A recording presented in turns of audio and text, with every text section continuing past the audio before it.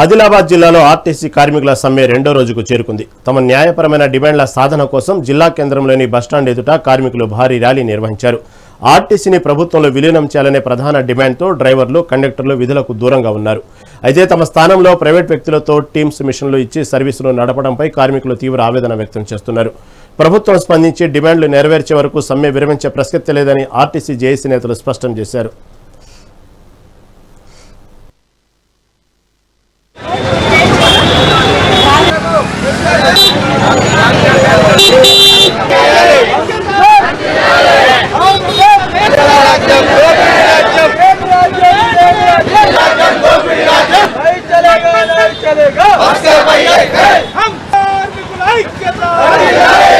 DS Reddy చూస్తున్నారు. మేము సమ్మెలో పాల్గొన్నప్పుడు మేము డ్యూటీలో ఉన్నట్టు చూపించి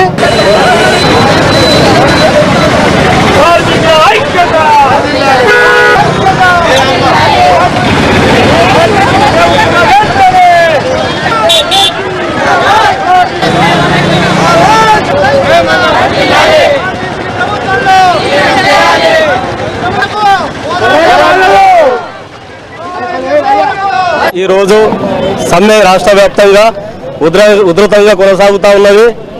రెండవ రోజులో 100% కార్మికులు ఈ సమ్మెలో పాల్పంచుకున్నారు. ఏ ఒక్కరు కూడా డ్యూటీలు చేయడం లేదు. అలాగే ఏదైతే మేము 32 డిమాండ్లు పెట్టినామో ఆ 32 డిమాండ్లు సాధించుకునేంత వరకు కూడా సమ్మె విరమించేది లేదు. ఆ 32 డిమాండ్లలో ముఖ్యంగా ఏదైతే ఎలక్ట్రిక్ బస్సులు ఉన్నాయో ఆ ఎలక్ట్రిక్ బస్సులని ఇమ్మీడియట్లీగా బేషరతుగా ఆర్టీసీకి ఇప్పించి ఆర్టీసీ ఉద్యోగులతో నడిపించాలని చెప్పేసి ప్రభుత్వానికి విజ్ఞప్తి చేస్తూ ఉన్నాం.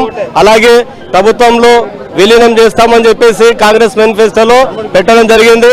అలాగే యూనియన్లను అనుమతిస్తామని చెప్పేసి కూడా ప్రభుత్వం చెప్పడం జరిగింది. 2 PRCలు ఇస్తామన్నారు.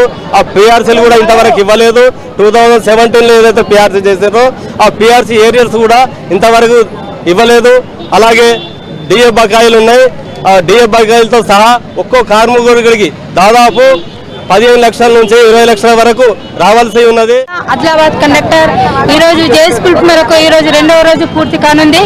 ఈరోజు మేము అడిగింది ప్రభుత్వాన్ని రెండే సార్. మేము ప్రభుత్వంలో విలీనం కావాలి, 2 యూనియన్లు కావాలని కోరుకున్నాము. 2021-25 పే స్కేల్ పర్మనెంట్ చేయాలని కోరుకున్నాము. అయినా కానీ ప్రభుత్వం ఒప్పుకున్నా కూడా దానికి అంగీకరించడం లేదు. దీనివల్ల దొంగల రాజ్యం ఎక్కువవుతుంది, దోపిడీ చేస్తున్నారు. ఆర్టీసీలో అరచకాలు కూడా జరుగుతున్నాయి. మా పేర్ల మీద ఈ టికెట్లు కూడా ఇష్యూ జరుగుతున్నదండి. మేము ఆన్ డ్యూటీలో ఉంటే మాకు బదులు వేరే వాళ్ళ నెంబర్ వస్తే మాకు సస్పెండ్ రిమూవ్ చేస్తున్నారు. ఇప్పుడు వాళ్ళు చేసేది ఇదే. మరి వాళ్ళని ఏం చేస్తారో మీరు చెప్పాలి. వాళ్ళని సస్పెండ్ చేస్తారా, రిమూవ్ చేస్తారా అనేది మీరు సోషల్ మీడియాలో మీరు అందరికీ న్యాయం చేస్తారని కోరుకుంటున్నాం. ఇది రేవంత్ రెడ్డి గారు ఖచ్చితంగా చూడాల్సిందే.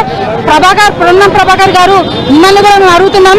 మీరు ప్రతిసారి మా గేట్ తలుపులు తెలిసే ఉన్నాయని అంటున్నారు కదా, ఇప్పుడు లేవే సార్. వచ్చినా కూడా మమ్మల్ని పట్టించుకోవడం లేదు. వస్తే మా డిమాండ్లకు మీరు కూడా స్పందించడం లేదు. తీరా లైవ్ చూసే వరకు అంటే మేము అన్నీ ఒప్పుకున్నాము, వాళ్ళే మాకు ఇష్టం లేదని వెళ్ళిపోయారని చెప్తున్నారు. కనీసం ఇప్పటికైనా స్పందించండి సార్. మాకు ప్రభుత్వంలో విలీనం కావాలి.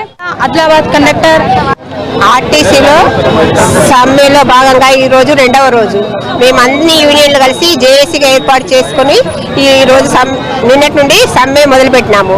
అయితే మా డిమాండ్లు రెండు ముఖ్యంగా రెండే కొన్నాము. ఒకటి ఆర్టీసీలో విలీనం చేయాలి, రెండవది ఏదైతే యాజమాన్యము ఈ యొక్క సంఘాలను తొలగించిందో గుర్తింపు సంఘాలను గుర్తించే సంఘాలను ఎన్నికలు చేసి వాళ్ళు గుర్తించాలని చెప్పేసి కోరుకున్నాం. ఆ రెండు ఇప్పటి నుండే కాదు, అప్పటి నుండే కోరుతూ ఉన్నాము. అయినప్పటికీ కూడా ఈ యొక్క ప్రభుత్వం మొండి వైఖరితో ఇంతకుముందు అయితే ఎలక్షన్ల ముందు మాకు హామీ ఇచ్చినటువంటి ఈ యొక్క 2 సమస్యలు ఏవైతున్నాయో వాటిని మేము సమస్య పరిష్కరిస్తామని చెప్పేసి సీఎం గారు గద్దెనెక్కారు. ఇప్పటికీ 2 సంవత్సరాలు అయింది. అయినప్పటికీ కూడా మా యొక్క సమస్యలను పరిష్కరించడం లేదు. ఈ విధంగా గుర్తింపు సంఘాలు లేనందున మాకు చాలా పని భారం పెరుగుతుంది. రోజు రోజుకి కూడా మేము భరించలేకపోతున్నాము. 30 సంవత్సరాల నుంచి సీనియర్ ఉన్నటువంటి మేము ఇంకో సంవత్సరం అయితే రిటైర్మెంట్ ఉన్నాము. అటువంటి వాళ్ళం ఈ రోజు ఎన్ని కష్టాలు అనుభవిస్తున్నామంటే చెప్పేసి రోజు 14-15 గంటలు డ్యూటీ చేసి మళ్ళీ తెల్లవారు రావాలంటే ఎంతవరకు కరెక్ట్? అన్ని డే అవుట్లు చేసేస్తున్నారు యాజమాన్యం. అంటే వాళ్ళ ఇష్టారీతిగా ఈ విధంగా చేస్తున్నారు.